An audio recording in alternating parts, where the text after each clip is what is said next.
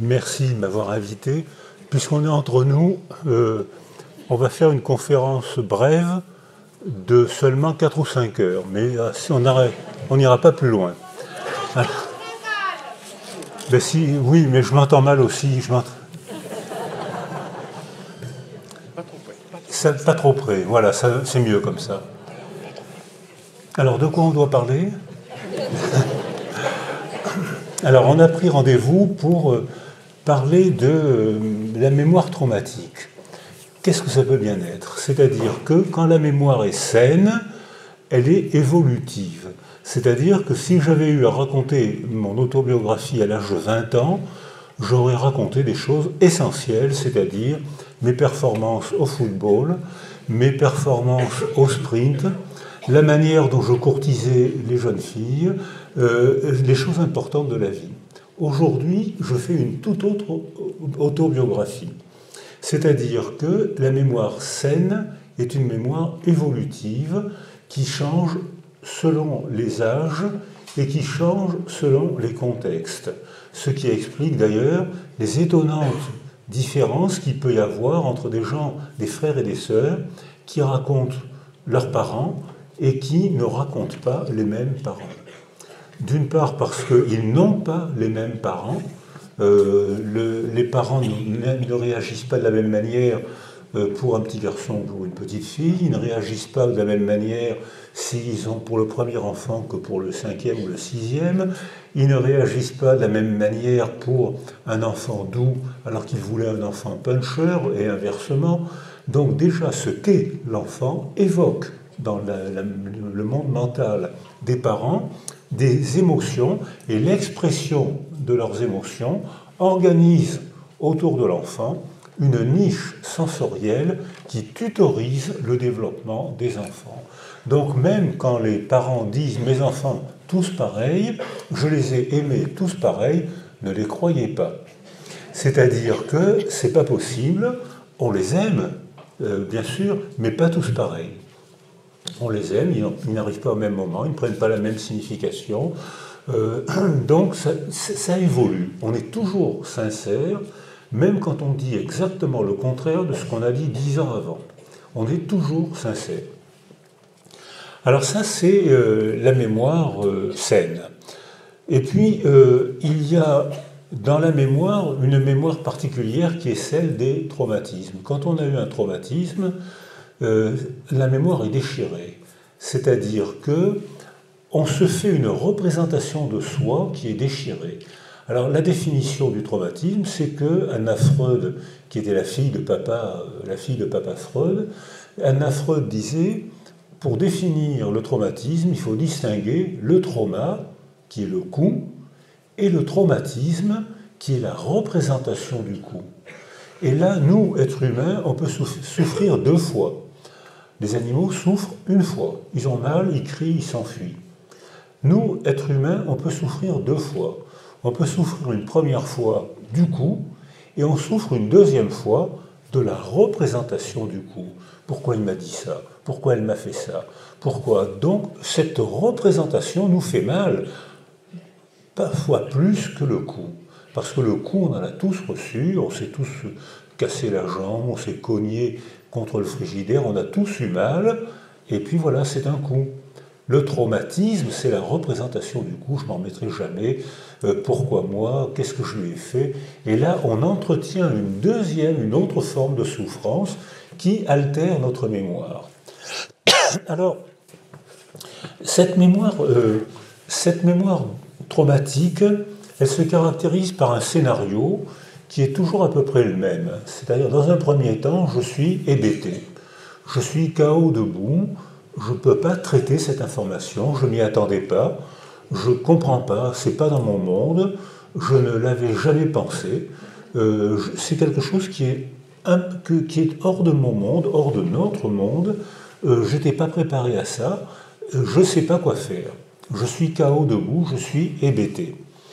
Et puis, si la mémoire se fixe, c'est le syndrome psychotraumatique, dont on parle beaucoup actuellement, même si ce n'est pas la majorité des cas, c'est-à-dire que quand j'ai été traumatisé, si j'ai un syndrome psychotraumatique, c'est que je suis prisonnier du passé. Le passé ne passe pas, je n'évolue pas, ma mémoire n'est plus saine, elle n'est plus évolutive, je ne peux plus acquérir d'autres informations qui me permettraient de changer la représentation que je me fais de ce qui m'est arrivé. Ça se répète. Ça se répète, comme disent les gens qui ont un syndrome psychotraumatique, je vois l'image constamment, je vois l'image, je ne pense qu'à ça. Dans la journée, je ne pense qu'à ça, et le soir, la nuit, ça me revient sous forme de cauchemar. Et quand je perçois quelque chose, ça évoque le traumatisme, je suis prisonnier du passé, ma mémoire n'évolue plus. Alors comment expliquer cette étrange mémoire? C'est que, imaginez que vous allez chercher des sous au comptoir à la banque d'à côté, et quelqu'un arrive près de vous et il vous braque avec un revolver. Vous regardez le revolver et vous êtes fasciné par le revolver parce que votre vie est en jeu. Vous risquez de mourir. Donc c'est un moment d'intense émotion. C'est pas une intense émotion, c'est un moment d'émotion fascinée, sidérée. Je regarde le revolver, je ne suis même pas sûr d'avoir peur, je ne peux pas regarder autre chose que le revolver. Et si l'agresseur parle, je regarde son visage parce que ma vie dépend de l'interprétation que je vais faire de la moindre mimique faciale. Il se tait, il va tirer, il se met en colère. Les enfants maltraités souvent réagissent comme ça, ils acquièrent une hyper-vigilance du corps de l'autre. Je traite la moindre information. Quand mon père se tait, quand il fronce les sourcils, c'est que je vais y avoir droit. Quand il ne dit pas un mot, vous qui êtes des enfants sains, il ne dit pas un mot, c'est pas grave. Moi qui suis un enfant maltraité, je sais que quand il ne dit pas un mot, c'est qu'il prépare les coups. Donc je deviens hyper attentif, j'ai une vigilance glacée, je deviens hyper attentif à la moindre mimique spatiale, à la moindre variation de la prosodie de sa voix. Vous qui êtes sain, vous ne remarquez même pas. Moi qui suis maltraité, je traite des informations qui sont comme focalisées. C'est-à-dire que je ne perçois que l'agresseur, le revolver, ses mimiques faciales. Je ne perçois rien de ce qui est autour parce que ma vie dépend de la manière dont je vais décoder la mimique, le silence, l'objet. Donc ça fait une mémoire particulière. C'est-à-dire que à travers la lunette, je fixe, j'imprègne dans ma mémoire biologique, j'imprègne une image qui va se répéter sans cesse. Même il est parti, je vois encore l'image. Elle est imprégnée dans ma mémoire qui est hyper performante. Les gens qui ont connu des traumas, quand on leur pose des questions sur le focus, sur le canon de fusil et les mimiques faciales, ont une mémoire étonnamment précise.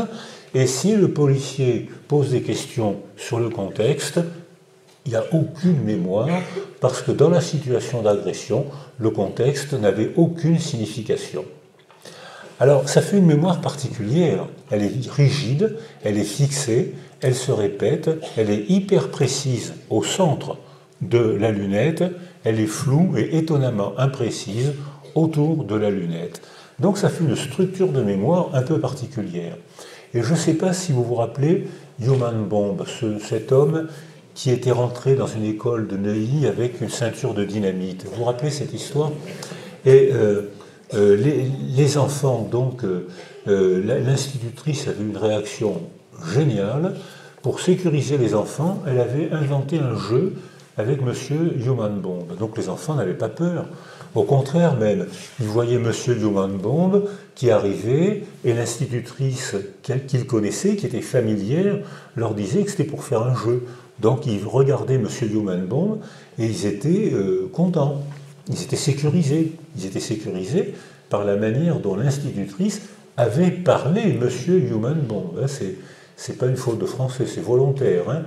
Elle avait constitué jeu en le parlant comme un jeu. Et donc les enfants n'avaient pas peur, et puis le GIGN est arrivé cagoulé, et par deux, il y avait un signal, et deux par deux, il se ruait sur... Alors Monsieur Human Bomb, l'institutrice géniale, lui avait offert un café, Et il avait accepté le café, sauf que le SAMU qui était à côté avait dû mettre 1 kilo ou 2 de Gardénal dans le café. Donc, Monsieur Humanbond a siroté le café avec l'institutrice géniale, et puis il commençait à être un peu moins vigilant. Et le GIGN se précipitait au sprint, comme ils savent le faire, et ils avaient pour consigne d'attraper chacun un enfant sous le bras et de traverser la classe en courant pour sauver les enfants. Donc les policiers ont sauvé les enfants. Et quand on parle avec les enfants ensuite, ils étaient traumatisés par les policiers et pas par M. Humanbond. Oh, je ne savais pas, j'étais bien. On jouait avec ce monsieur bizarre, on s'amusait bien, et tout d'un coup, je vois un gars avec une cagoule qui m'attrape, qui s'enfuit, qui me soulève et qui court avec moi. Et quand on parle avec ses enfants, ils se rappelaient tout du policier. La cagoule un peu de travers, la médaille qui sautait, l'épaule. Ensuite, quand ils avaient enlevé la cagoule, monsieur le policier qui n'était pas bien rasé, la couleur de ses yeux. Ils se rappelaient tout du policier, rien de monsieur Humanbond, et encore moins que rien des ambulances et de la police qui entouraient l'école. Donc, selon la manière dont vous posiez les questions, vous obteniez des réponses étonnamment précises, ou au contraire, étonnamment fausses. Fausses pour vous, adultes, policiers, mais vraies pour l'enfant, parce que c'était sa manière de voir le monde, capturé par l'agresseur, c'est-à-dire le policier, capturé par l'agresseur, et ne percevant rien d'autre que celui qui provoquait en eux une émotion très forte. Il m'attrape, il court avec moi, donc j'ai eu très peur de ce monsieur. Alors, donc, cette mémoire saine est donc totalement différente de la mémoire traumatique, et maintenant on peut commencer à comprendre que c'est une structure totalement différente. Alors maintenant, je vais essayer de faire des raisonnements longitudinaux, c'est-à-dire évolutifs, puisque la mémoire, quand elle marche bien, elle est évolutive. Si vous avez un traumatisme quand vous êtes bébé, vous avez un traumatisme avant l'âge de la parole. Vous avez moins de 20 mois, puisque la parole se met en place schématiquement entre le 20e et le 30e mois, quelle que soit la culture. Quelle que soit la culture, on a tous été capables d'apprendre la langue dite maternelle entre le 20e et le 30e mois, sans école, sans professeur, sans cours. On a tous fait cette performance intellectuelle en 10 mois. Essayez de le refaire après, vous allez voir. Moi, ça fait 50 ans que je suis débutant en anglais, donc on ne peut plus refaire cette performance parce qu'il y a un moment où, biologiquement, on est avide de cette information, attentif à la figure d'attachement. Statistiquement, c'est notre mère, mais ça peut être une autre femme, ça peut être notre père, ça devrait être notre père, ça peut être une constellation de figures d'attachement, les métiers de la petite enfance, et à ce moment-là, j'ai 4, 5, 6 figures d'attachement autour de moi, mon monde est clair, je peux m'attacher et me développer. Et puis arrive un trauma. Je suis bébé, ma maman, ma base de sécurité n'est plus là, ni maman, ni papa, ni la puéricultrice, je suis seul au monde, et arrive quelqu'un que je ne connais pas qui m'attrape et qui s'enfuit avec moi. Ou la solitude, dans la solitude pour un bébé, c'est je tombe dans un trou, je tombe dans un précipice. C'est-à-dire que c'est un effroi majeur. Et maintenant, il y a une biologie de la solitude qui se développe. J'ai dit biologie de la solitude, on peut gommer, c'est biologie de l'isolement sensoriel que j'aurais dû dire, pas biologie de la solitude. Biologie de l'isolement sensoriel. On sait maintenant que, après 3 semaines d'isolement sensoriel, commence l'atrophie cérébrale.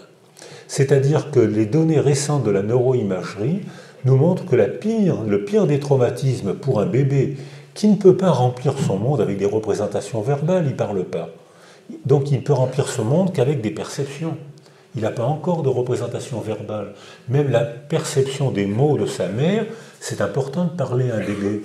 Mais la perception des mots de sa mère, c'est un objet sensoriel très signifiant, très sécurisant. la voix, les basses fréquences, la prosodie, le visage, c'est un objet sensoriel. Et cet objet sensoriel, parler autour d'un bébé, c'est important, et parler à un bébé, c'est encore plus important, parce que maintenant qu'on fait de la neuroimagerie, on voit comment le lobe temporal gauche traite les sons chez un bébé, et quand on lui parle, on voit comment ce lobe temporal qui consomme beaucoup d'énergie, progressivement, plus on parle au bébé, plus ce lobe temporal se rétrécit pour se transformer en la zone du langage. C'est-à-dire que si on parle autour d'un bébé, on sculpte son cerveau et la neuroimagerie le rend visible, observable, sans difficulté. Donc un bébé en isolement sensoriel à qui on ne parle pas et qui n'entend pas parler autour de lui, vit dans un monde, dans un effroi constant. Son monde, il n'y a pas de structure, il n'y a pas de visage familier, il n'y a pas de mots, il n'y a pas de manipulation. Toute information est une alerte effrayante. Et ce bébé vit dans l'effroi. Et on voit que, alors là, il y a quelques années, c'était encore un étonnement, mais maintenant c'est une banalité de la neuroimagerie. Lorsqu'un bébé est placé en isolement sensoriel, affectif, parce qu'à ce stade du développement, la parole a un effet affectif, bien plus qu'informatif. D'ailleurs, je pense que à tous les âges, la parole continue à avoir un effet affectif. Parler avec quelqu'un, parler à quelqu'un, c'est l'affecter. Le contenu, on verra bien. Et alors, en disant ça, je me rappelle, je suis en train de vous résumer des travaux qu'on avait fait au Sambier, près de Toulon, en 1978. Et Françoise Dolto en avait entendu parler grâce à Daniel Rapaport, et qui en avait parlé, et elle m'avait invité à Paris, et elle n'était pas là, mais il y avait toute l'équipe à Dolto qui était là, et puis on expliquait comment la parole sculpte, comment dès la naissance un bébé reconnaît la parole de sa mère, et distingue la parole de sa mère de toutes les autres paroles. Donc la parole est un objet sensoriel très signifiant dès les premiers jours de la vie. Et le bébé apprend très vite à reconnaître cette parole-là. Alors, à ce moment-là, il y avait une dame qui était dans la salle, c'est un petit amphithéâtre de l'école de kinésithérapie de son mari, et à ce moment-là, il y avait une jeune femme avec un bébé dans un couffin, le bébé se met à pleurer, et la psychologue dit ben, on va voir si ce que dit M. Cyrulnik est vrai. Madame, veuillez parler à votre bébé.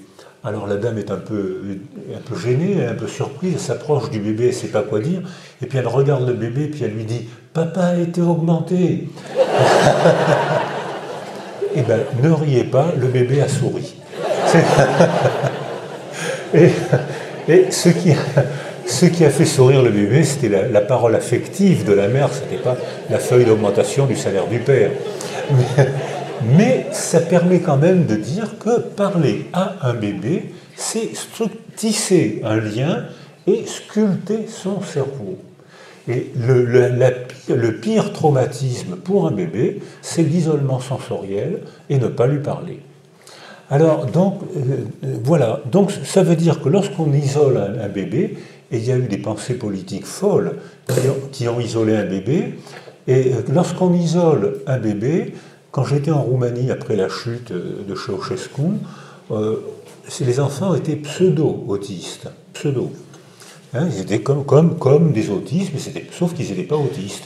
Mais comme la décision politique criminelle folle de Ceausescu avait isolé ces bébés, j'avais demandé des scanners, et il y a des médecins dans la salle, et on constatait sans aucune difficulté l'atrophie des deux lobes préfrontaux, l'atrophie des circuits limbiques, et maintenant, on ne l'avait pas décrit à la chute du mur, mais maintenant on sait que quand il y a une atrophie des deux lobes préfrontaux, il y a une hypertrophie de l'amygdale. L'amygdale, c'est une zone profonde, une ampoule à la face interne du cerveau qui traite les émotions. Ce qui veut dire que si on ne parle pas à un bébé, si on ne l'entoure pas, on sculpte son cerveau et on le rend incapable de maîtriser ses émotions, puisque l'amygdale envoie des émotions intenses, et désormais, toute information devient pour lui une agression, puisqu'il ne s'est pas traité. Il a peur de tout, il sursaute, il se met à trembler, il a peur de tout, Donc c'est pour ça qu'il n'y a pas de barème de traumatisme possible. On ne peut pas faire de barème de traumatisme. Ça dépend de la manière dont notre cerveau, et plus tard notre histoire, notre personnalité, notre cerveau et notre histoire éprouvent et interprètent ce qui nous arrive. Si on a été isolé précocement, on éprouve et on interprète tout comme une agression. Si on a été sécurisé précocement, on éprouve toutes les informations comme une invitation à explorer, avec une petite émotion, un petit stress, comme tout le jeu. Quand on a un bébé, quand nous-mêmes on joue, on a un petit stress. Et ce stress fait partie du plaisir de vivre. C'est-à-dire qu'on a besoin d'un peu de stress pour vivre. Et lorsqu'il n'y a pas d'altérité, un autre pour nous parler ou pour jouer avec nous, notre cerveau fonctionne différemment. On perçoit le monde de manière apte. On a acquis une vulnérabilité, on perçoit le monde comme une agression potentielle, et c'est ce qu'on n'avait pas compris quand on travaillait avec les enfants abandonnés ou les enfants des rues. Naïvement, on était là pour aider ces enfants, donc on voulait les aider. Et quand on entrait, comme des Occidentaux naïfs, on leur souriait et on leur tendait les bras. Et on a été stupéfait de voir que quand on souriait à ces enfants, ils se mordaient ou ils se tapaient la tête par terre, et quand on leur tendait les bras, ils prenaient une posture d'enfant battu, parce qu'on n'avait pas compris que ces enfants non socialisés, ces enfants sans altérité, leur sourire, c'était montrer les dents, leur tendre les bras, c'était les menacer. On n'avait pas compris ça. Donc désormais, ensuite, on a compris qu'on ne pouvait pas parler à ces enfants n'importe comment, qu'il fallait d'abord les apprivoiser. Et quand l'été dernier, j'ai été en Bulgarie, où il y a une tragédie, on parle beaucoup des Roumains, ce qui est injuste, parce que les Roumains ont beaucoup rattrapé ce crime de Ceausescu, mais maintenant ils s'occupent très bien, ils récupèrent beaucoup d'enfants, pas tous, mais ils en récupèrent beaucoup, et maintenant 28% des enfants en première année en Bulgarie meurent au cours de leur première année. Donc ça, 28%, c'est plus de la médecine. 28%, là, il y a une altération sociale. Ça ne peut pas être 28%. Alors, donc, dès l'instant où un enfant éprouve tout comme une alerte émotionnelle, on lui sourit, on lui tend les bras, c'est une alerte, c'est une agression. Dès l'instant où il éprouve tout, son cortisol sanguin, qui est une hormone que notre organisme sécrète pour faire affronter le stress, le cortisol monte constamment. Parce que tout est une agression pour eux. Donc le cortisol monte, les cellules du système limbique, c'est le système de la mémoire, l'anneau qui est à la face interne des deux hémisphères, perçoit le cortisol intensément, les cellules sont avides de cortisol, elles gonflent, elles éclatent, et en quelques semaines, on voit apparaître une atrophie du système limbique, c'est-à-dire c'est le système qui permet d'avoir la mémoire et les émotions associées. Et comme le système limbique est altéré, ces enfants n'ont plus ni mémoire ni émotion. Ou bien ils éprouvent tout comme une agression, ou bien ils deviennent tout complètement indifférents. Alors ça veut dire qu'on a besoin des deux, on a besoin du cerveau et de l'histoire, de notre histoire et de l'histoire qui nous entoure, pour attribuer une signification aux événements, aux choses qu'on perçoit. Alors l'exemple,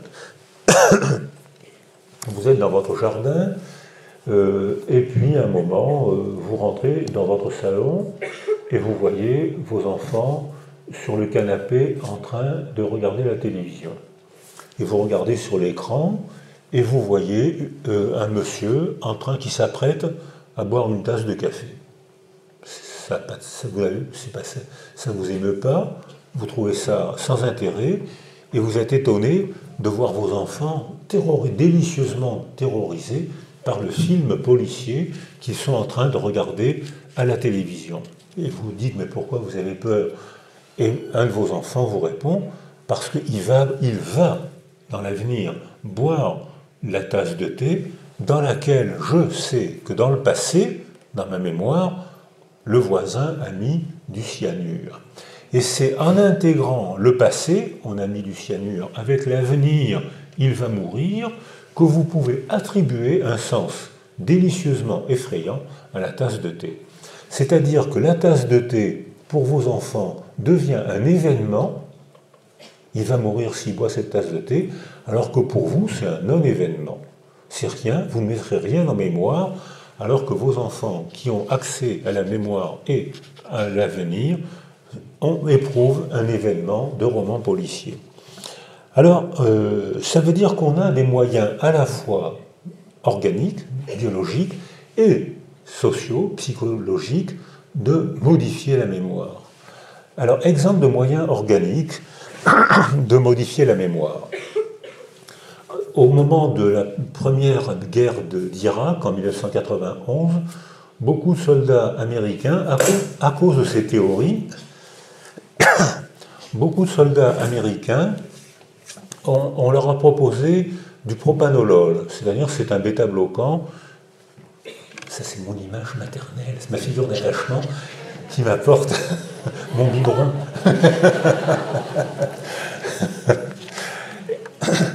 Et les Américains qui prenaient du propanolol, merci, effectivement, le bêta-bloquant, parfois il faut en donner parce que quand il y a un accès d'hypertension, le cerveau peut être fusillé en une simple montée d'hypertension.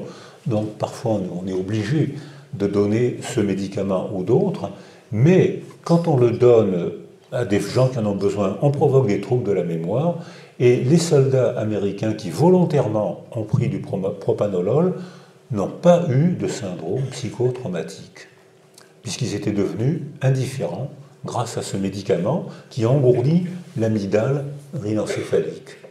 Cette amygdale étant engourdie, ils pouvaient voir la mort, tuer, dans la plus totale indifférence. Ils n'avaient aucun syndrome psychotraumatique. Sauf que quand ils sont rentrés chez eux et qu'on leur a demandé qu'est-ce qui s'est passé, ils étaient incapables de raconter ce qui s'était passé. Rien dans leur mémoire, pas de syndrome psychotraumatique. Alors les militaires à Toulon avec qui je travaille ne donnent pas de propanolol, mais agissent sur le contexte familial et sur le contexte culturel pour essayer de contrôler un peu cette émotivité. Et ça donne des résultats tout à fait surprenants. C'est-à-dire que on voit que ces gens, quand ils sont abandonnés, dans un premier temps, je parle des hommes adultes, quand ils sont abandonnés, dans un premier temps, leur amygdale flambe, ils sont effrayés comme les bébés, sauf que eux, ils ont un monde de représentation verbale, ils ont un langage intérieur qui leur permet de dire actuellement j'ai peur, mais je vais regarder si j'ai appris mon métier de soldat, si je suis secouru, j'ai moins peur, je sais ce qu'il faut faire, je suis armé. Ils ont un monde de représentation verbale acquis historiquement, qui fait leur histoire, et qui peut aussi avoir un effet tranquillisant sans propanolol. Et actuellement, on est en train de faire un travail avec Michel Delage et Patrick Clairvoy à Toulon, où on demande aux soldats d'Afghanistan, puisqu'il y a encore des Français aujourd'hui en Afghanistan, on leur demande avant, alors les militaires ont un langage un peu bizarre, et avant d'aller au feu, ils parlent comme ça, les militaires, on leur dit écrivez. Écrivez à qui vous voulez. Une fiction, un témoignage, une lettre, écrivez, et puis mettez-le dans un tiroir, et quand vous reviendrez du feu, vous déciderez de ce que vous allez faire avec cette fiction, cette lettre. Mais si vous voulez l'envoyer, vous l'enverrez. Si vous voulez la déchirer, vous ferez ce que vous voudrez avec. Et Patrick Clairvoy constate que les soldats qui ont écrit, la plupart du temps, ils écrivent à leur mère ou à leur femme. Et la plupart du temps, les soldats qui ont écrit ne font pas de syndrome psychotraumatique, quelle que soit la violence du combat. Alors que, parce qu'ils se sont entraînés à une représentation verbale intime, ils se sont entraînés à être maîtres de leur monde et non pas bousculés par les talibans ou les gens du pays qui leur tirent dessus. Et là, ça fait donc une situation quasi expérimentale que les psychiatres militaires étudient, mais ce n'est pas eux qui ont créé la situation. Et ils constatent que les soldats qui vont au feu, ou bien ils meurent, ou bien ils sont mutilés, ce qui arrive, ils font très peu de syndromes psychotraumatiques. Et qu'on ne retrouve de syndrome psychotraumatique que chez les soldats qui restent au camp. Parce que les soldats qui restent au camp, eux, ils sont soumis à leur représentation qu'ils ne maîtrisent pas. On ne leur a pas demandé d'écrire, ils restent au camp. Les roquettes dont on parle beaucoup actuellement et que les talibans envoient beaucoup, tuent peu de soldats. Pour une raison bien simple, c'est que dès qu'ils partent, il y a un capteur thermique, et ce capteur thermique déclenche une sirène, et donc il y a des murs, des morceaux de blocos dans le camp, comme il y en a en Israël, comme il y en a dans beaucoup de pays du Proche-Orient, et ils ont 30 secondes pour se blottir contre le mur. 30 secondes, il y en a plein partout, il y a le signal, ils se blottissent, donc dans la réalité, il y a très peu de morts, il y a très peu de blessés, énormément de syndromes psychotraumatiques, parce qu'ils ne sont pas maîtres de leur monde intime. Ils ne peuvent pas dormir, ils ne peuvent pas jouer aux cartes, ils ne peuvent pas regarder la télé, ils ne peuvent pas discuter. Le signal se déclenche. Il n'y a pas beaucoup de morts, ils sont complètement dépossédés de leur monde intime.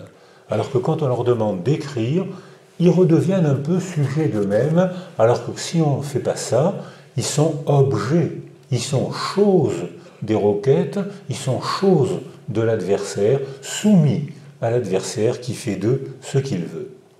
Ce qui fait que là, étant dépossédés de leur monde intime, il y a beaucoup de syndromes psychotraumatiques, alors que les morts, ils sont dans le réel, ils sont dehors. Mais eux, ils n'ont pas de syndrome psychotraumatique, parce qu'ils perçoivent le réel, ils peuvent affronter, se cacher, tirer, faire leur métier de soldat. Alors on voit que dans ces raisonnements que je suis en train de vous proposer, c'est pas du tout, si certains parmi vous, dans la salle, ont lu Descartes, ne le lisez plus. C'est-à-dire qu'il nous invite à ce qui a fait la démarche scientifique, hein, les relations, la réduction, pour faire une relation de causalité linéaire. Une cause provoque un effet, c'est la démarche scientifique, à condition qu'on soumette le résultat au tribunal de l'expérience d'un autre qui va critiquer, et petit à petit, on va avoir non pas une conclusion scientifique, mais on va avoir une démarche scientifique. Donc Descartes a rendu service aux sciences dures, aux sciences semi-dures, comme la biologie, il n'a pas rendu service aux sciences psychologiques qui sont toutes multicausales. Il est rare qu'on trouve une seule cause pour un effet. La plupart du temps, c'est une convergence de causes qui provoque l'effet ou ne le provoque pas. Alors là, c'est un autre mode de raisonnement. Exemple, je travaille à Londres avec Peter Fonagy, qui est un grand nom de notre discipline. Et Peter Fonagy s'intéresse à ce que les Anglais appellent les borderlines. Et pendant très longtemps, la sémiologie, la clinique des borderlines est tellement vasouillarde que j'ai pendant très longtemps fait un lapsus d'oreille et que j'entendais bordel lines. Alors, ça correspondait à la clinique, il y a tout dedans, il y a tout. En fait, c'est des troubles graves du développement. Et Peter Fonagy a constaté que presque 90% de ces enfants et de ces adolescents avaient été isolés sensoriellement au cours des premiers mois de la vie. Parfois par un accident de la vie, mort des parents, mort de la mère, maladie grave. Maintenant, d'ailleurs, en médecine, on sait que même quand il y a une maladie grave, il faut que tout le monde intervienne, papouille l'enfant, lui parle, les infirmières, les puériculteurs, les parents. On le sait maintenant, on le fait, mais on l'a découvert il n'y a pas très longtemps. La biologie de la solitude, on l'a découvert il n'y a pas très longtemps.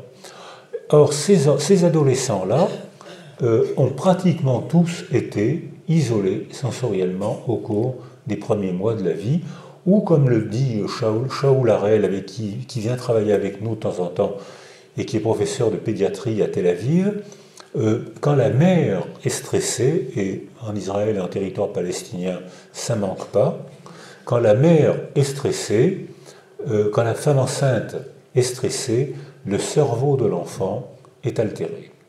C'est-à-dire que quelque chose est passé du stress de la mère, l'émotion a été transmise.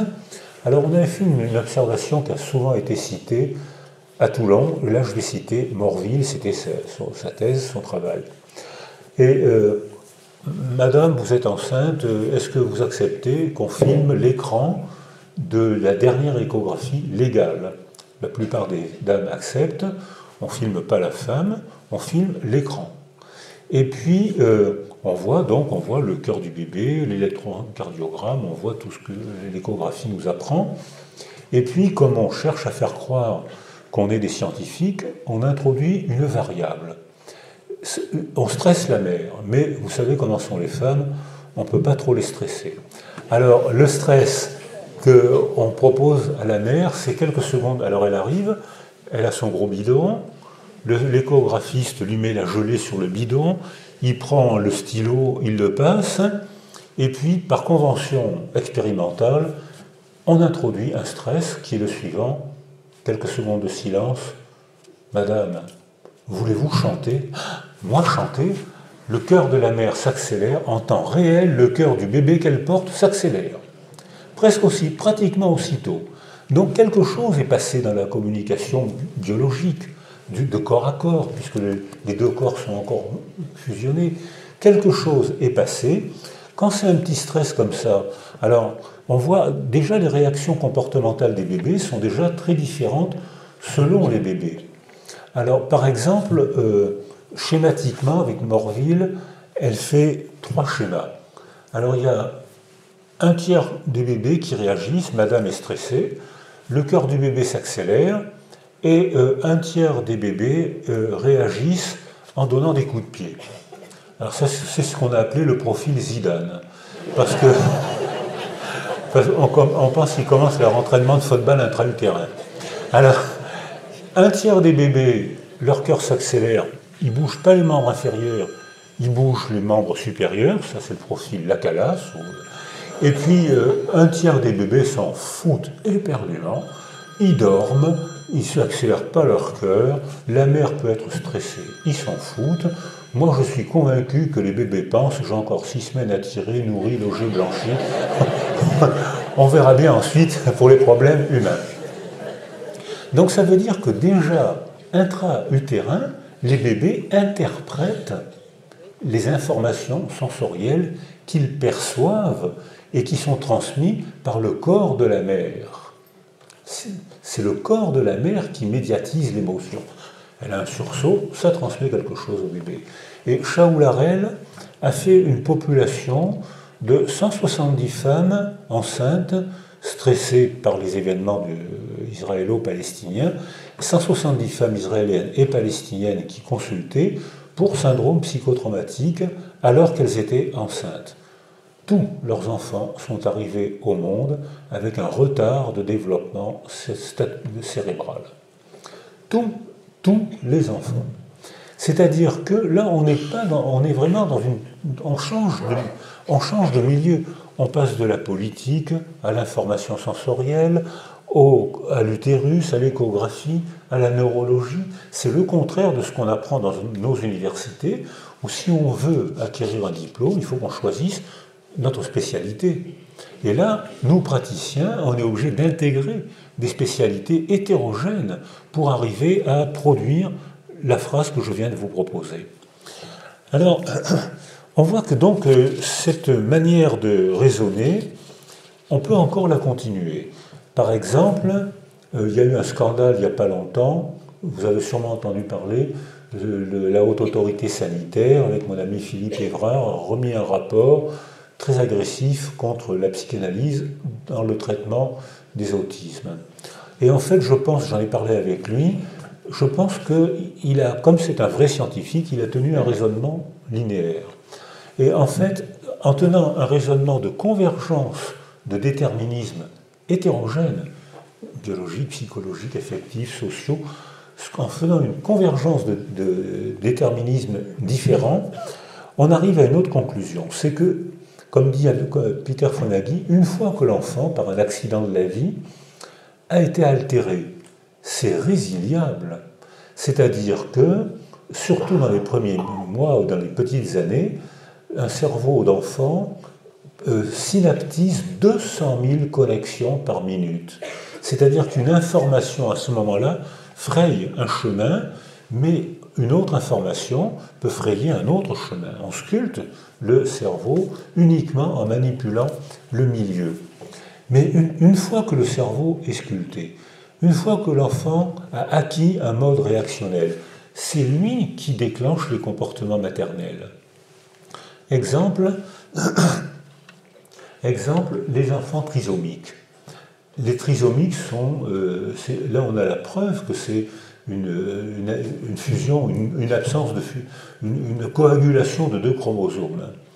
Et ça donne une morphologie particulière, un développement particulier, une mentalité particulière. Ces enfants sont gentils, pas agressifs et très lourds pour les parents et surtout pour la mère. Ils sont très lourds. Et on voit que la mère, en quelques mois, elle finit par avoir un profil comportemental de mère de trisomique, c'est-à-dire souriante, accablée parce que ses enfants sont très lourds, entravent leur vie, et puis qu'elle s'y attache fortement quand même, parce que ses enfants sont attachants. Et que, donc, elle est un peu abattue, souriante, un peu résignée, elle a dû renoncer à beaucoup de choses pour s'occuper de cet enfant qu'elle aime et qui entrave sa vie. Or, ce n'est pas le comportement ni le profil maternel qui a provoqué la trisomie de l'enfant, c'est la diffusion, c'est l'absence de diffusion de deux chromosomes qui a fait une morphologie particulière qui provoque cette mentalité particulière de la mère.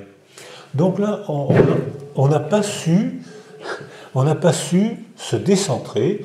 Là, c'est un vilain coup de Descartes qui nous apprend à analyser et à raisonner en termes linéaires.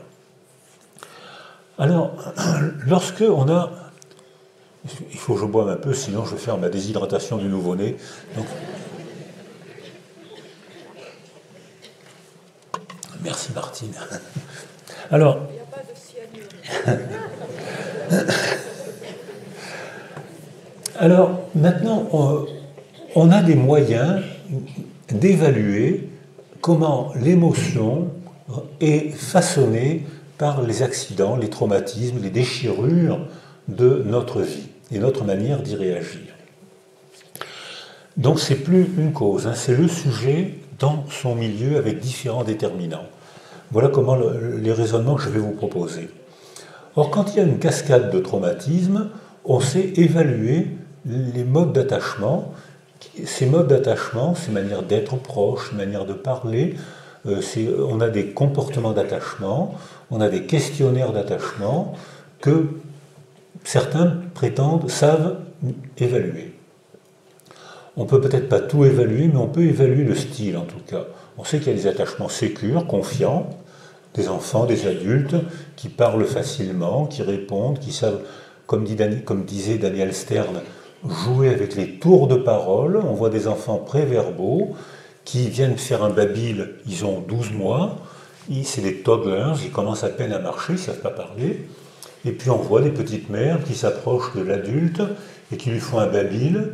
Alors l'adulte, bien sûr, il est charmé, il parle comme nous adultes on sait le faire, avec des mimiques de notre culture et avec les mots de notre langue maternelle.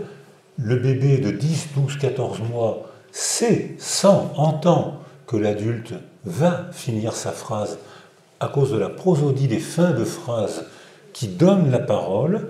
Et la petite fille qui ne sait pas parler regarde, attend, et puis quand l'adulte a fini sa phrase, la petite fille recommence un babil, l'adulte attend la fin du babil, et hop, on a des tours de parole qui se font entre le bébé préverbal et l'adulte verbal. Or, un enfant qui a acquis au cours des 10 premiers mois de sa vie un attachement sécure, va se mettre en disposition spatiale pour jouer à ce tour de parole et apprendre à parler. Et on voit que ces enfants qui ont une sécurité affective sont les premiers à parler, alors que les enfants qui sont évitants, ils ont peur, ils augmentent les activités autocentrées, ils se périphérisent à cause d'un attachement insécure, d'un attachement non confiant, ils se mettent eux-mêmes en situation de prendre un retard de langage. Et comme notre école sélectionne de plus en plus tôt, plus on sélectionne tôt, plus on aggrave l'injustice sociale. Puisqu'il y a une plasticité, on ne tient pas compte de la plasticité cérébrale, de la plasticité affective, et bien sûr de la plasticité verbale et de la plasticité culturelle. On raisonne en termes linéaires, comme si c'était déterminé pour toute notre vie, alors qu'on peut très bien être débile profond à 7 mois et viser le prix Nobel à 8 ans. C'est-à-dire qu'il y a une plasticité cérébrale qu'on a sous-estimée, et une plasticité relationnelle qu'on a sous-estimée. Alors pendant les 3 heures qui me restent pour l'exposer, je vais accélérer un petit peu et reparler pendant quelques minutes d'une situation expérimentale quasi expérimentale, qui permet de montrer comment on a besoin, comme le disait la doctorante tout à l'heure, de la représentation du temps pour faire un récit.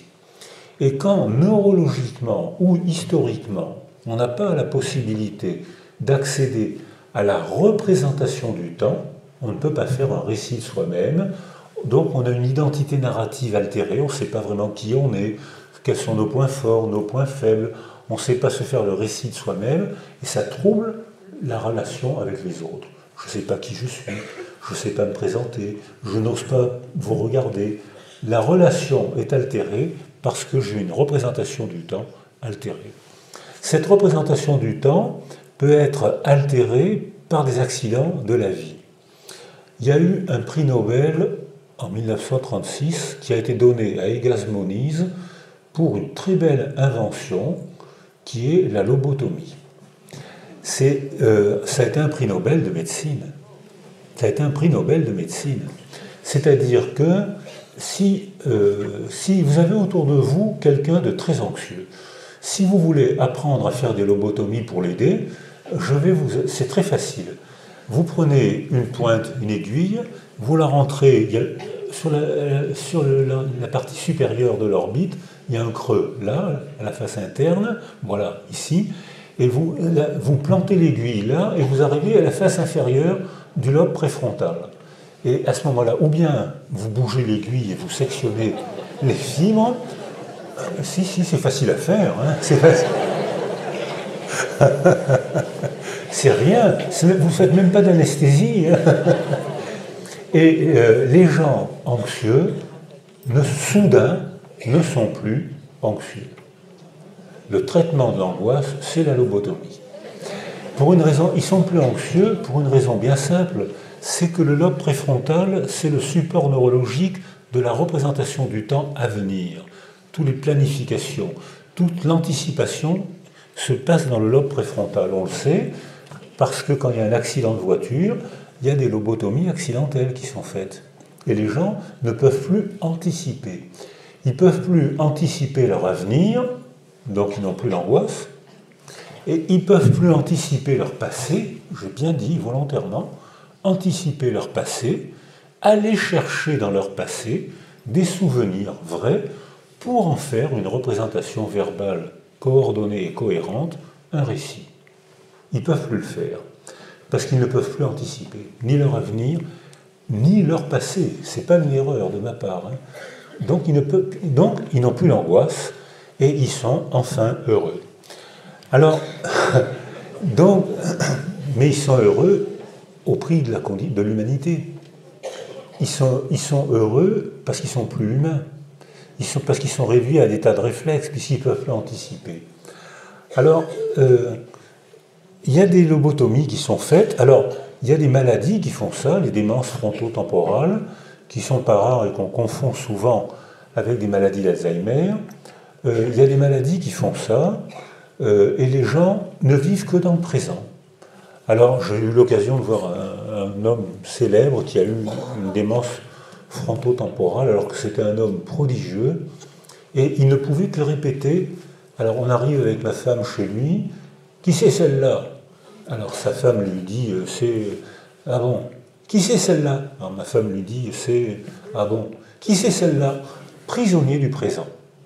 Incapable de faire une représentation du temps, prisonnier du présent. Pas d'angoisse.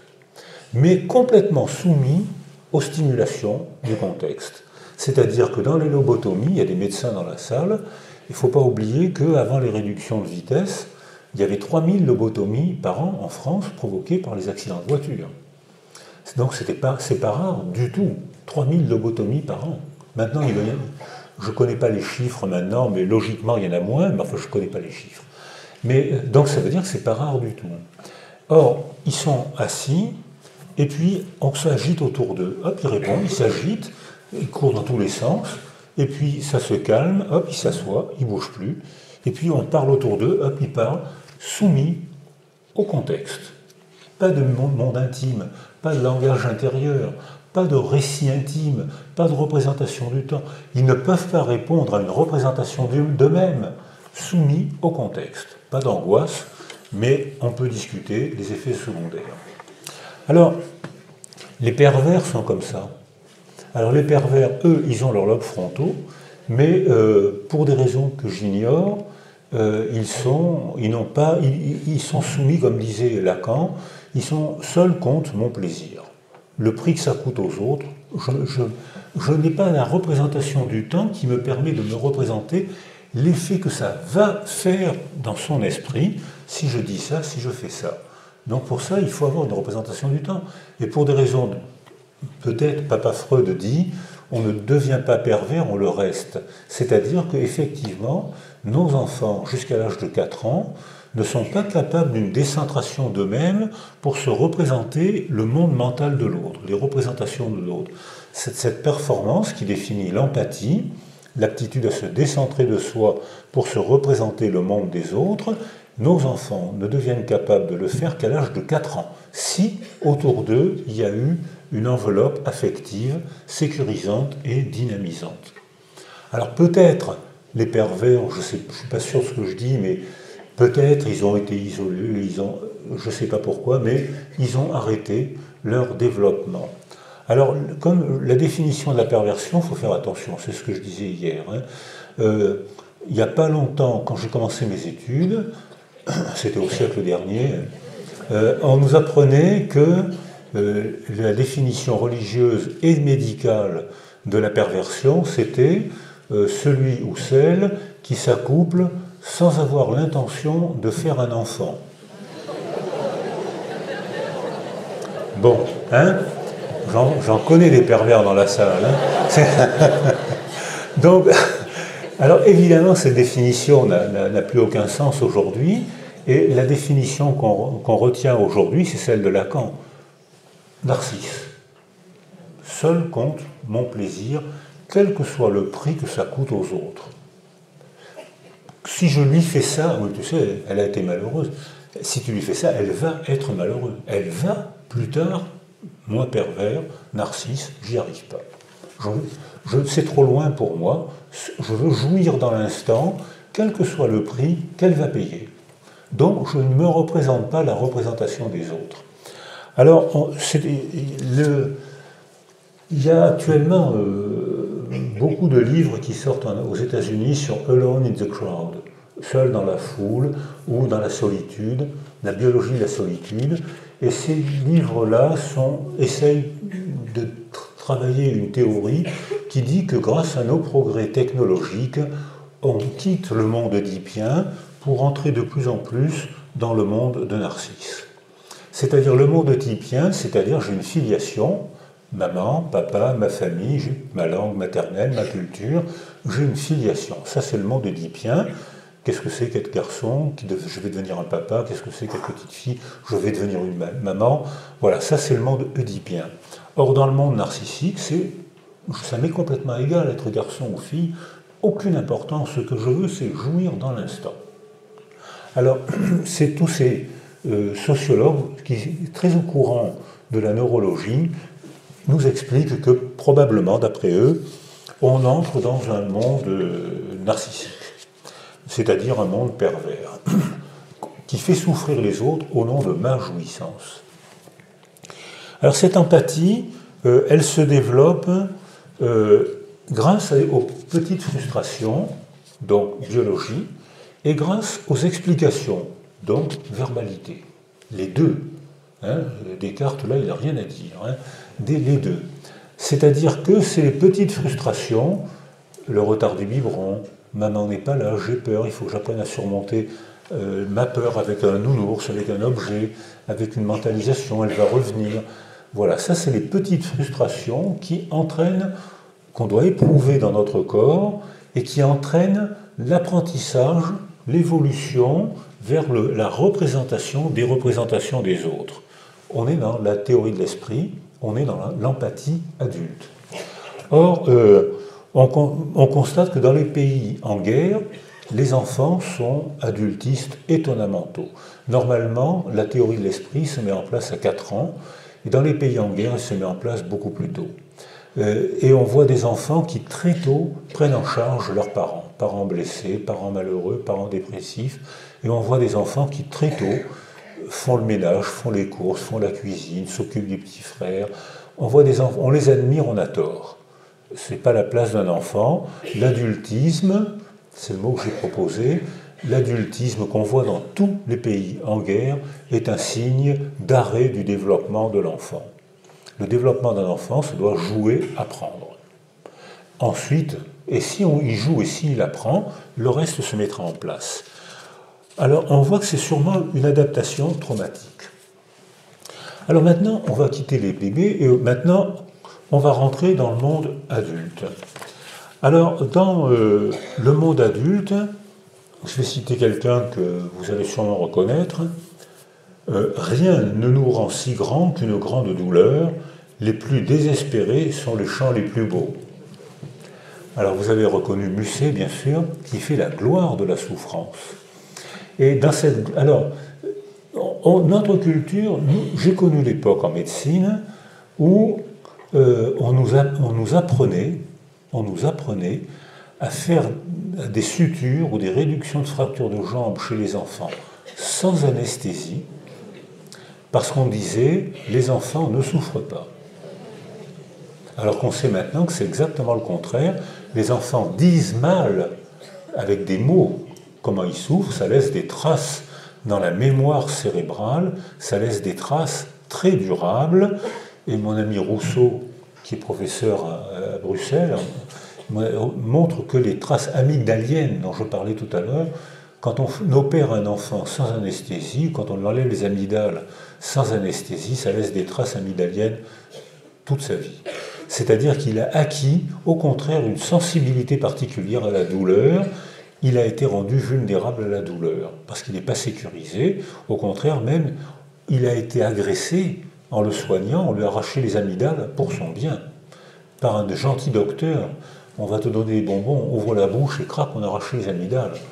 Donc on trahissait les enfants, on les agressait physiquement et on les trahissait en plus. Donc ça provoquait des dégâts durables. Mais, je vous disais tout à l'heure, une mémoire saine, c'est une mémoire évolutive. Exemple, je vais citer maintenant Daniel Hofer. Il prend une population de 77 adolescents âgés autour de 14 ans. Il fait une batterie de tests de 50 questions. Et puis, 34 ans plus tard, donc ces adolescents sont âgés d'à peu près 48 ans, oui c'est ça, et il a gardé les tests et leurs réponses quand ils avaient 14 ans, et 34 ans plus tard, il leur pose les mêmes questions, et il compare les deux résultats. Alors je retiens 3 questions. À l'âge de 14 ans, est-ce que vous vous ennuyez à l'école? À l'âge de 14 ans, 28% répondent oui, je m'ennuie beaucoup à l'école. Il repose la même question quand ces mêmes adolescents sont âgés de 48 ans, 58% répondent là, qu'est-ce que je m'ennuie à l'école. À l'âge de 14 ans, est-ce que vous êtes populaire? 25% disent oh oui, moi mes copains de classe, mes copines de classe sont folles de moi. À 48 ans, même question, 53% répondent qu'est-ce que j'étais populaire. C'était l'humiliation par les sévices corporels qui maintenant sont interdits, mais qui ont, en Angleterre, ils ont été autorisés pendant très longtemps. Quand j'ai eu la chance de jamais aller à l'école, mais je me rappelle dans les petites classes du lycée, on mettait les doigts comme ça, et le prof donnait un coup de règle sur le bout des doigts, ça faisait très mal, et hop, on comprenait le théorème de Pythagore. Alors, question, êtes-vous humilié par les punitions corporelles? À 14 ans, 82% des enfants disent je suis très humilié par ces punitions. Ils ne sont plus, à l'âge de 48 ans, ils ne sont plus que 30% à affirmer oh oui, j'ai été humilié. Les autres ont oublié à quel point ils étaient humiliés par les punitions corporelles. Donc ça, c'est la mémoire saine, c'est la mémoire qui évolue, c'est la mémoire qui se remanie au gré des événements de la vie, de nos pépins, de nos succès, de nos rencontres, de notre évolution. Alors, je vais citer un grand neurologue. C'est à partir du présent que nous nous enivrons du souvenir et du passé restauré. Et ce grand neurologue, c'est Baudelaire, qui lui aussi dit très justement que c'est à partir de la manière dont on se sent aujourd'hui qu'on va chercher dans son passé les souvenirs vrais qui justifient pourquoi on se sent comme ça aujourd'hui. Exemple, j'avais une patiente qui était, comme on dit aujourd'hui, bipolaire, c'est-à-dire qu'elle alternait des moments d'euphorie difficiles à supporter pour elle et surtout pour l'entourage, et des moments de mélancolie terrifiante, très douloureux, qui étaient difficiles à supporter pour elle et pour l'entourage. Et je l'interroge au moment où elle est en pleine euphorie. C'est merveilleux, je viens d'acheter un appartement près de la halle aux poissons à Toulon. Il y a une très belle halle aux poissons. Le matin, je suis réveillé à 4 heures par les livraisons de poissons. J'entends le petit peuple qui crie « c'est la vie, c'est merveilleux ». Puis paf, elle évolue, elle plonge en phase mélancolique et elle dit « c'est terrifiant, j'ai acheté un appartement, je suis réveillé par le bruit à 4 heures du matin, je sens l'odeur du poisson, c'est effrayant ». Les mêmes souvenirs étaient connotés de manière totalement différente, comme dit Baudelaire, selon la manière dont elle se sentait aujourd'hui. C'est-à-dire que si on se sent bien, on va chercher dans son passé les souvenirs vrais qui expliquent pourquoi on se sent bien aujourd'hui, et si on se sent mal aujourd'hui, on va chercher dans son passé d'autres souvenirs tout aussi vrais qui expliquent pourquoi on se sent mal aujourd'hui. Alors, ça veut dire que comme dit Baudelaire, c'est à partir du présent qu'on s'enivre du vin du passé, qu'on s'enivre du vin du souvenir. Alors, avec Michel Delage, on est en train de faire des expérimentations actuellement à Toulon, soit sur le témoignage, j'en parle pas trop parce qu'on ne les a pas encore dépouillés, comme on dit, mais les premiers résultats qui tombent montrent que quand on perçoit un événement, la signification qu'on lui attribue dépend du contexte. C'est-à-dire qu'on crée une situation expérimentale de scandale et ensuite on demande aux étudiants un mois après, vous vous rappelez cet incident? Comment vous expliquez cet incident? Essayez de nous l'expliquer. Et ils nous l'expliquent avec les événements du journal télévisé, les événements de la ville de Toulon. Ils ne mentent pas, les souvenirs sont vrais, ils sont interprétés à la lumière du présent. Alors, une autre expérimentation, celle-là, elle est plus aboutie. On prend une pile de photos horribles, accidents, démembrements, des piles de photos horribles.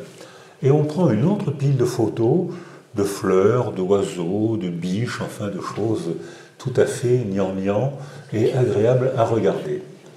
Et puis, on montre les photos, sans commentaire. Un mois après, monsieur, madame, est-ce que vous vous rappelez ces photos? Comment elles étaient ces photos? Les photos horribles sont gravées dans la mémoire. Les photos de douceur sont presque toutes confuses ou oubliées. Rappelez-vous le revolver et les mimiques faciales et monsieur Human Bomb. C'est-à-dire que je perçois une photo horrible, ça me provoque une émotion, ça se fixe dans ma mémoire, alors qu'au contraire, je perçois une photo apaisante, et bien je m'apaise, je m'endors et ça ne se fixe pas dans ma mémoire. Alors, mais ce qui a le plus modifié le souvenir des photos horribles, c'est les paroles qu'on prononce autour de ces photos horribles. Alors on disait, on essaye de parler, mais ça, qu'est-ce que ça peut être cette photo terrifiante? On voit un corps humain démembré, couvert de sang, qu'est-ce que ça peut bien être? Alors on parle au hasard. Ah ben oui, ça c'est, oh mais ça me rappelle la guerre, j'avais vu une photo, j'avais vu quelque chose comme ça, mais ce monsieur, cette dame, c'était vraiment un héros, c'était la libération, etc. Lorsqu'on parle, lorsqu'on intègre le souvenir de la photo horrible dans un récit réel, inventé, utilisant son propre passé, l'image de la photo horrible reste dans notre mémoire, la connotation d'horreur de la photo horrible est complètement transformée. Le simple fait d'avoir fait un récit de la photo horrible modifie la manière, on le garde en mémoire, mais modifie la manière dont on ressent l'horreur de la photo. Quand on fait des photos douces, les gens ont oublié, mais quand on les a invités à parler des photos douces, ah oui, ça me rappelle quand j'étais en vacances, ça me rappelle tout ce que des souvenirs agréables, quand j'étais à la ferme pendant l'été. La photo reste mieux dans la mémoire que les photos douces non parlées, mais le fait d'en avoir parlé améliore la mémoire de la photo douce. Donc le fait de parler de ces photos modifie la manière dont on les met en mémoire. Si on est seul, on est soumis au contexte, comme les lobotomisés. S'il y a quelqu'un autour de nous qui nous aide, qui nous invite à la parole de ces photos, on modifie la représentation des souvenirs de notre enfance ou de notre passé. Donc la mémoire est vraiment une reconstruction du passé. Alors, il y a donc une explication possible, c'est que la doctorante tout à l'heure, Corinne Chaput, disait que la guerre est une grande, fournit énormément d'écriture. Et cette phrase m'a marqué, parce que d'abord je la crois vraie, et que quand j'avais lu cette phrase dans sa thèse, je m'étais dit, mais supposons qu'on supprime l'horreur de la condition humaine. On ferme le Louvre, on ferme la plupart des romans, qui sont des romans qui transforment l'horreur, on ferme les œuvres d'art, le cinéma, on ferme le théâtre, il ne nous reste pas grand-chose au point de vue artistique. C'est-à-dire que, probablement, la fonction artistique, c'est justement de remanier l'horreur de la difficulté, la souffrance inévitable dans la condition humaine. C'est-à-dire que la souffrance n'est pas une maladie, elle est inhérente à la condition humaine, donc on ne peut pas dire guérir de sa souffrance, on peut dire en avoir fait quelque chose, en avoir fait une œuvre d'art, en avoir fait un engagement dans une association, en avoir fait un témoignage, un militantisme, on se débrouille avec une poésie, on se débrouille avec ce qu'on sait faire, on a fait quelque chose de notre souffrance, à condition que nos mots puissent leur donner un sens, une histoire, un récit. Alors, on avait fait une petite manipulation on avait comparé par exemple dans un service de gynécologie à l'hôpital de Toulon, après l'accouchement, on montrait un dessin et on demandait à la dame qui venait d'accoucher de mettre une croix pour évaluer la douleur de l'accouchement entre 0 et 5. Une heure après l'accouchement, elle mettait la croix presque toute, entre 4 et 5 à peu près.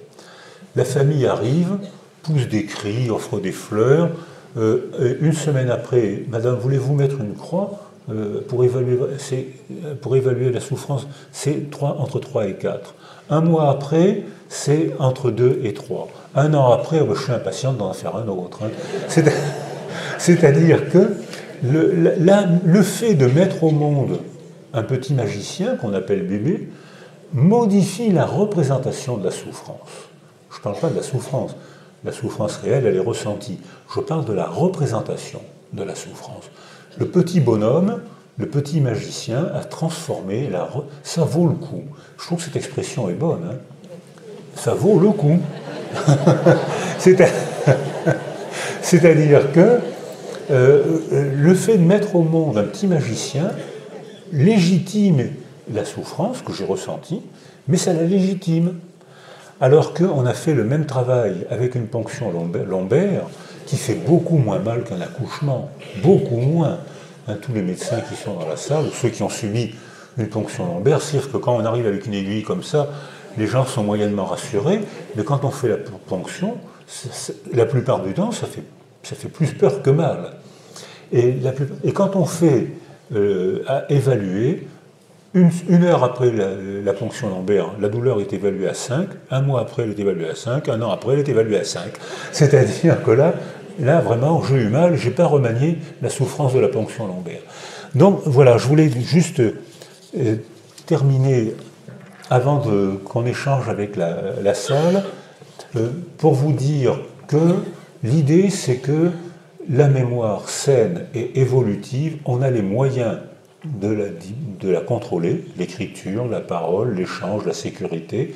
La mémoire traumatique est structurée de manière particulière, mais on a aussi des moyens de la faire évoluer, les mêmes, la parole, la représentation, la sécurité affective, mais dans ce cas, l'entourage joue un rôle majeur.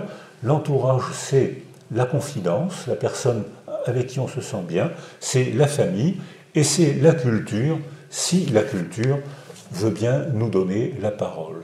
Merci de m'avoir écouté.